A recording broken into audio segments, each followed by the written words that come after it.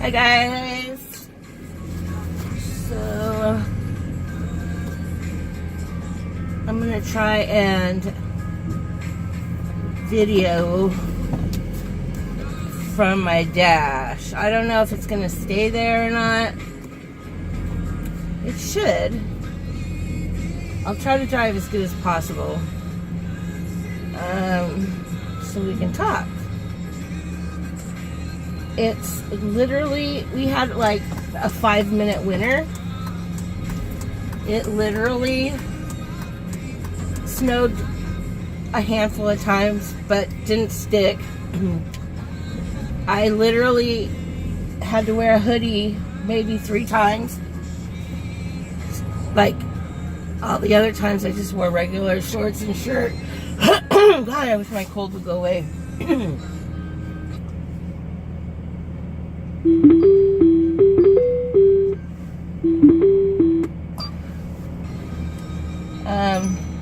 Heading to work a little early.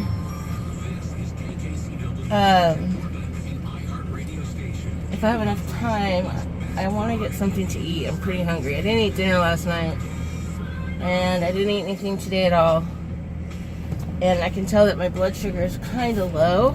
In fact, you guys might even see my blood sugar drop. But I am going to try and get something. I brought a Mountain Dew. I'm going to sip on that. Hopefully my blood sugar will go up a little bit. Run away, I've got to.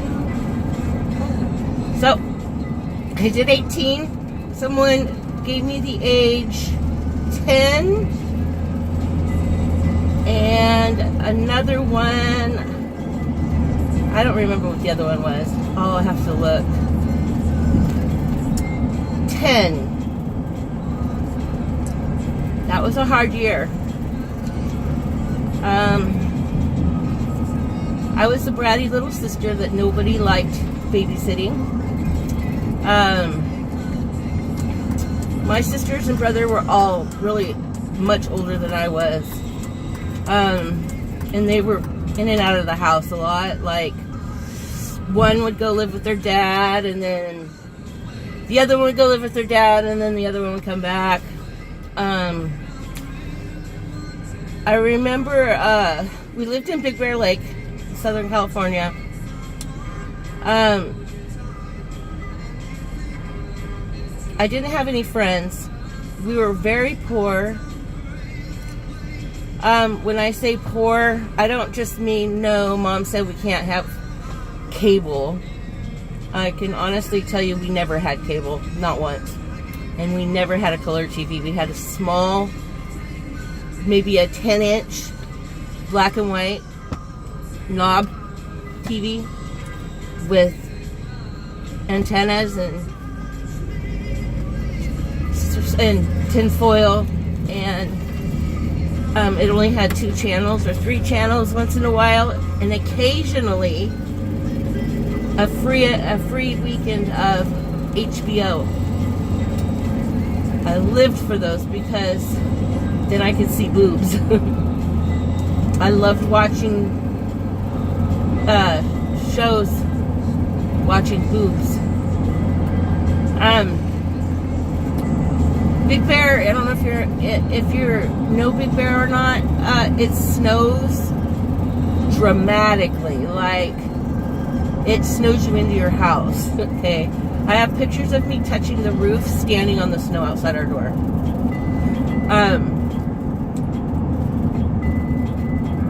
For sports up there, all of us kids did skiing as sports. I have trophies, ribbons, ski jackets,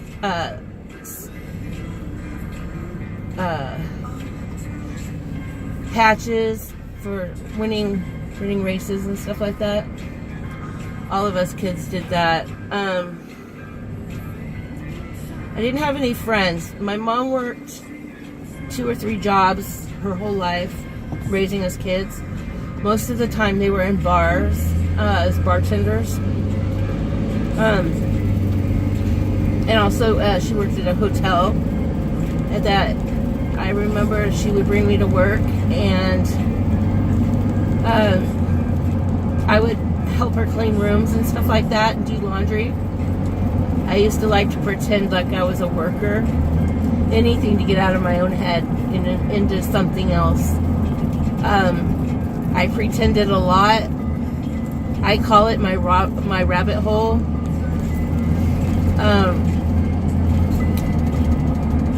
I escaped to my rabbit hole a lot.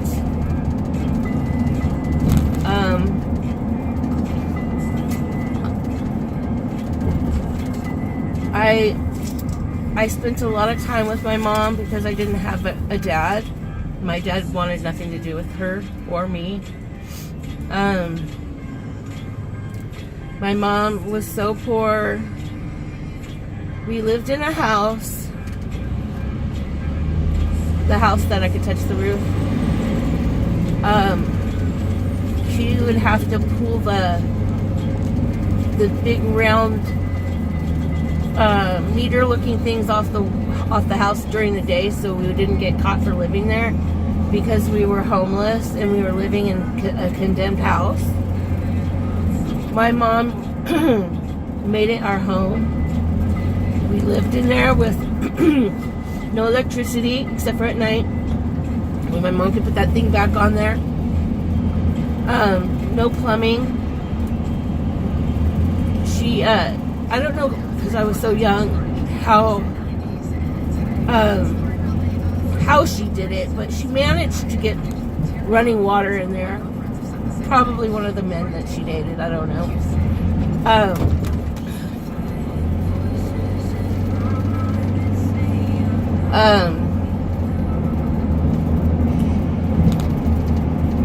For the bathroom, though, my mom had to put kitchen garbage bags in the toilet, and at night my mom would bag it all up and take it to dumpsters and put new clean bags in it, so in the morning that it would be fresh. My mom worked her butt off to make sure that we were clean and had what we needed. She would heat water up in the fireplace, and then we would stand outside and she would incorporate cold water in it so it was warm, and scoop it over us, and shampooed our hair. We'd sit in a chair and put our head back because we all had long hair, and she would scoop the water over our hair. Mind you, it's snowing out. But she did what she had to do to take care of us, and I am not even half the woman she was. That actually was my favorite place to live. So, when I tell you I didn't have any friends, I had very little friends. I had friends that were friends, my mom's friends' kids, basically, is what they were.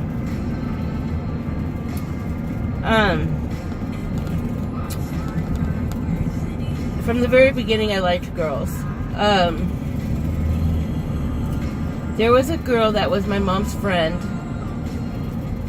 Wait, there's this woman that was friends with my mom. She had a daughter named Natasha. Natasha was my dream girl. I absolutely was in love with this girl, and she was quite a bit older than me. I was, again, 10, and she was 14, and she was just beautiful. She kind of reminded me of not Bo Derek, the Blue Lagoon girl. I forget her name. The Blue Lagoon, you know, who played in that movie. And she would help me build cardboard forts. And we'd make them like huge with windows, and we'd hang out in there and talk and play. And she made out with me. I remember she made out with me in there, trying to teach me how to kiss.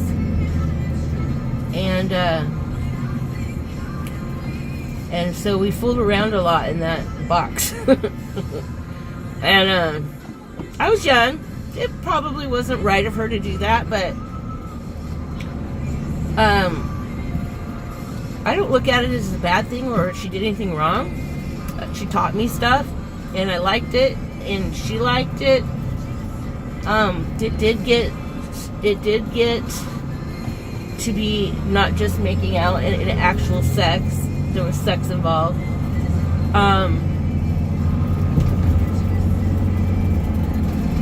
I wish that I could find her. Not because I want to have grown-up sex with her. I mean, I'm in a relationship. If I wasn't in a relationship, I would. But, definitely was a good time. And then it escalated to this. There was this car kind of parked in the field by our house. Just an abandoned one, you know, didn't have tires or nothing on it. We'd hang out on there and we would mess around.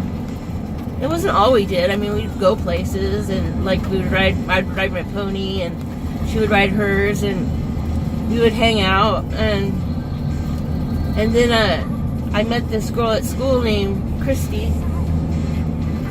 And then again, that became a sexual thing. It just seemed as though every friend I had turned into sexual. It wasn't sexual. There wasn't like actual sex involved with this Christy girl.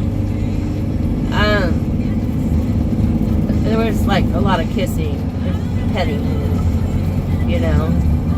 Other than that, it was not so. It wasn't like Natasha. Natasha was my first love.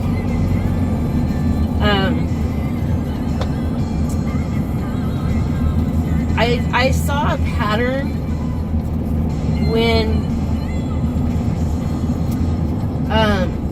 another one of my mom's friends had a daughter, and so you get them straight. I'm giving them names. So Tina was her name, and she was a couple of years younger than I was, so that would have made her by this time probably 9 or 10, and no, 9. She was just 1 or 2 years younger than I was. And trying to keep my age straight is kind of hard for me, but I remember being behind a bed or something, and she was holding my hand, and I kissed her,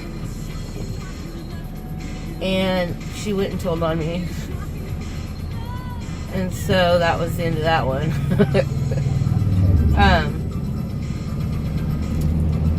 Then other things started happening. The babysitters that I had, my mom had babysitters that weren't the best people in the world.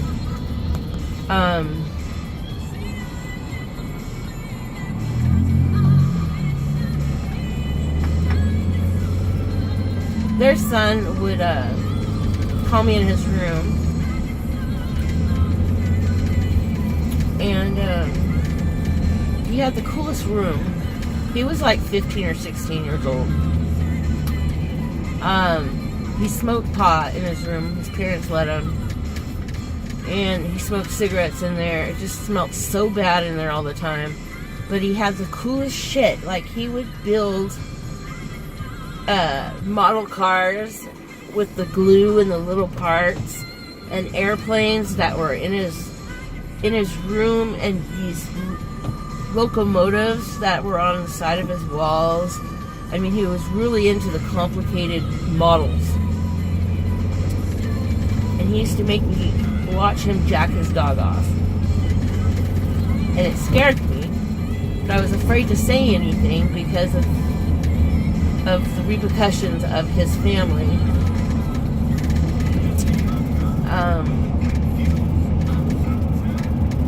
By the age of what I am now at 10, 11-ish, was the end of many years being messed with at this house. I'm not going to go into it on 10 because it was ending and it wasn't the beginning of it.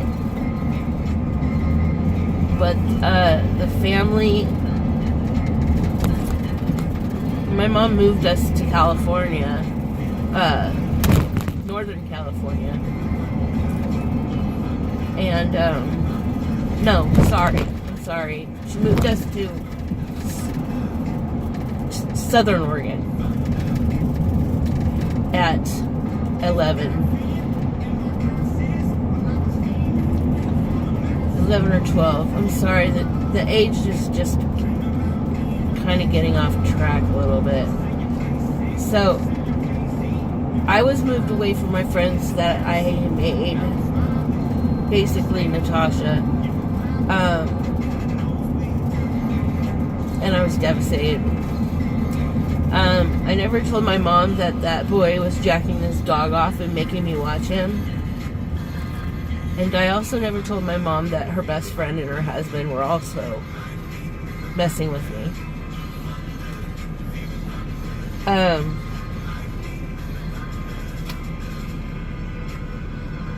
The wife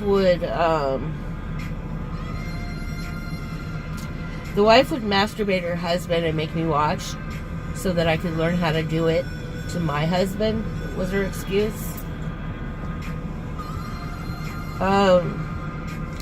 And then she would kiss it, his penis, and tell me that in order to keep a husband, I had to learn how to kiss it. And that my mother couldn't teach me that because it's not her job. I was told that if parents teach their daughters that they can go to jail. And so I had to learn how to do that. And my mom used to beg me as an adult, Brandy, just tell me what happened to you to make your life be so hard for you. And I never told her because I was scared that she would go to jail. And then as an adult, and I'd already dealt with this, she would still ask me before she died. And I didn't want my mom to have that burden on her shoulders.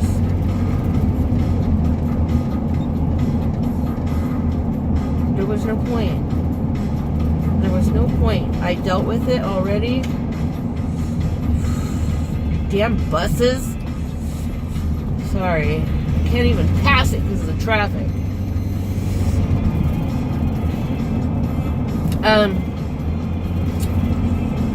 Those people messed with my head and my life for about 3 or 4 years. Again, it wasn't every day. It was only when they had to babysit me, which was too much, but not a lot. Too much for me, not a lot though.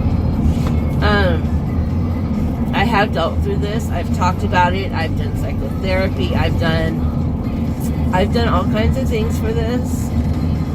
And this homeless guy literally lives right there. I'm going to my park, guys. I know I should get something to eat, though. I can eat at work, though, for free, so... I didn't even realize the radio was on. Sorry. I hope you guys can hear this. Fuck. God damn it.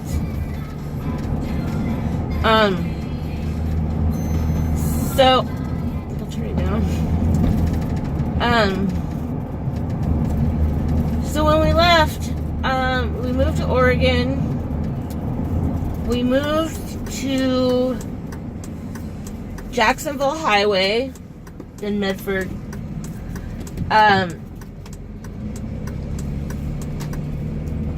I was really into my pony, and I was really into riding my pony. I ended up getting a couple more horses, and it wasn't very long that I became friends with the neighbors. They were his name was Carl, and his family was fucked up. I knew that his father was messing with the boys and the daughter. We both would sit in my barn. We'd sit in my barn and just talk. I remember him, he used to chew a lot. And so he stuck me a chew in there. And I remember spinning like crazy because he didn't tell me to not swallow it. And I did. And it made me super sick. It's 121. Okay.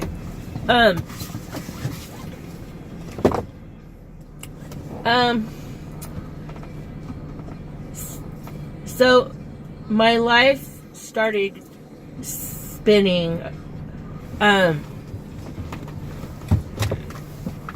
memory of these girls, I was very sexual. I thought about sex a lot. I knew that I didn't like guys.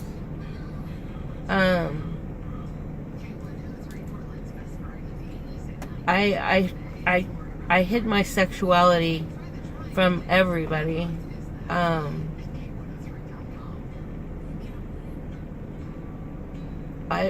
started getting messed with, and that was the norm for me.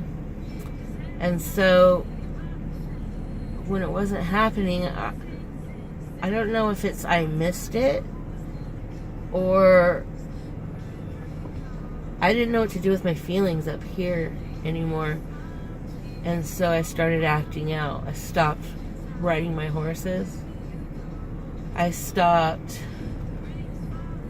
So this video is going from 10 to 11 and to 12, because I can't talk about one without the other. So I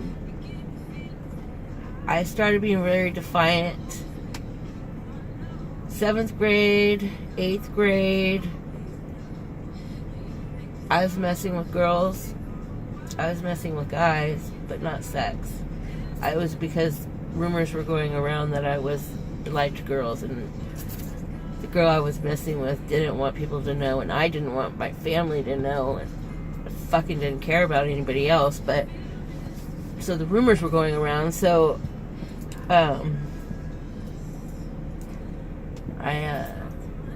at one point I did shave my head, and I loved it. I wanted it, but the rumors and shit. So I let it grow out. Stopped going to school about the 8th grade as much. My friend, I had a friend that was just a friend.